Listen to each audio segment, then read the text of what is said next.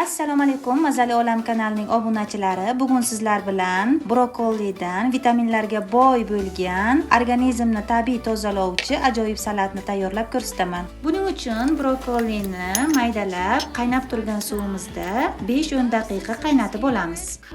Bu orada 2 dona tuxumimizga tabga ko'ra tuz va ziravorlar solib yaxshilab aralashtirib, qizib turgan yog'imizga brokolini tuxumli massamizga aralashtirib, tomonini qizartirib pishirib olamiz. Brokolining asosiy foydalari juda kam kaloriyali, tolalarga boy, yog' yoqishini qo'llab-quvvatlaydi, vitaminlar bombasi desak ham adashmaymiz. Salatimizni yanada boyitish uchun pomidor, bodring, rukolla, ko'katlar, sarimsoq barchasini maydalab, 2 qoshiq salat yog'i, tabga ko'ra tuz va yarimta limonni siqib yaxshilab aralashtiramiz. 10-15 daqiqa dam oldiramiz. Ozish uchun ideal salat hisoblanadi. Sog'lom ozish harakatida bo'lgan ayol va qizlarimizni Sog'lom nafosat kanalimizga taklif qilamiz.